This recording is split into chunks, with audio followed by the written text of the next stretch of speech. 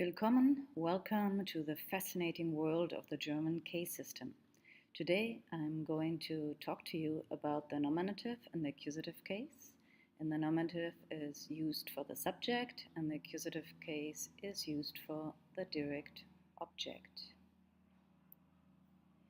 Whenever you encounter a German noun or German substantive, you will ask yourself, is it a masculine, a der, is it a feminine, a die, or is it a neuter noun, a das?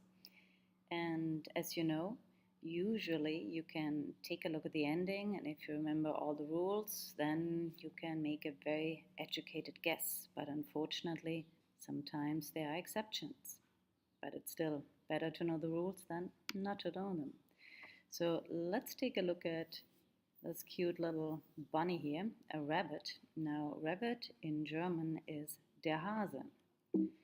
And immediately you notice the rule is if the noun ends in an E, it should be feminine, and it's most of the time that is the case, but in the rabbit's case, der Hase, it is an exception. So, but now you know it's a masculine noun, and of course it's a singular noun, and now you can create the sentence, the rabbit plays Gitarre. And in German it's, der Hase spielt Gitarre. And by the way, Gitarre also ends in an E, and it does follow the rule, meaning Gitarre is feminine while der Hase is masculine. Let's take a look at those two columns. The column on the left shows you the definite article in the nominative case for the subject, and the column on the right shows you the definite articles in the accusative case, which you use for the direct object. And when you compare those two columns, the nominative here and the accusative, what do you notice? Yes, you're right. You immediately noticed that the masculine changes. But lucky us, the feminine doesn't change between the nominative and accusative, neither does the neuter or the plural form. But when it comes to the masculine, we have to be careful. Der becomes den. So let's put it into practice and tell me what you buy. Was kaufen Sie? What do you buy? Ich kaufe, I buy, die, das, or den. Of course you will use die if you have a feminine noun, das, a neuter, and den if you have a masculine noun, because whatever you buy will be in the accusative, will be the direct object. So let's take a look at 4 sentences. Ich kaufe den Hund, I buy the dog. Ich kaufe das Handy, I buy the cell phone. Ich kaufe die Tasche, I buy the bag. Und ich kaufe den Koffer, I buy the piece of luggage. Again, the feminine, the neuter did not change. There is no visual difference between the nominative and accusative. But when it comes to der Hund und der Koffer, you have to change it into the masculine case. So let's talk a little bit about what is actually a subject and what is a direct object. That's crucial to know, because the subject uses always the nominative, and the subject is what or who performs the action, and the action is always expressed in the verb. So let me show you 4 examples. Ich lese, I read. Well, I perform the action of reading, therefore I'm the subject. Die Studentin arbeitet. Who is working? The student. For this reason, she's the subject. Der Student isst. The student eats. Who is eating? The student. Therefore, again, he is the subject. And finally, a neuter but also an inanimate object. Das Auto fährt. The car drives. Who's driving, or what is driving rather? Das Auto. And therefore das Auto is here the subject. So the subject always responds to the questions was, what, und wer. You will ask was if it's an inanimate object, or you ask for something that is not a human or person. And you will use the question wer when you ask for a person. And if you look at wer, it might remind you of a definite article. Exactly, der. So the question word for person like wer is modeled after the masculine definite article. So let me give you a couple of concrete examples. Was ist interessant? What is interesting? Der Deutschkurs ist interessant. The German course is interesting. So the German course is the subject of this case, and of course it is interesting. The next example, wer spielt Tennis? Who's playing tennis? Wir spielen Tennis. We are playing tennis.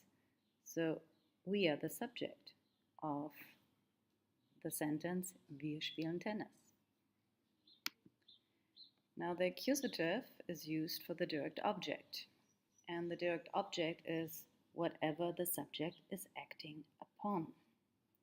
Let me show it to you. Ich lese ein Buch. I'm reading a book. So what am I reading? A book.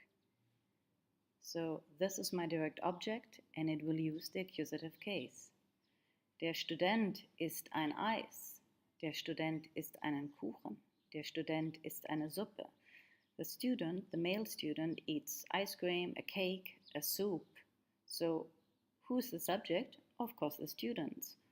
The student. Why? Because he's performing the action of eating, and whatever he's eating is our direct object, and therefore we have to use the accusative case.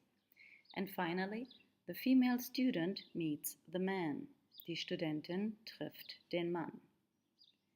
Again, who's our subject? The student. Why? Because she's performing the action of meeting. Whom is she meeting? The man, den Mann. Our direct object, our accusative case. So the object responds to the questions was, again, if it's abstract or an inanimate object, und wen, whom, when it's a person. As an example, wen liebt Peter? Whom does Peter love? Peter liebt seine Freundin. Peter loves his girlfriend.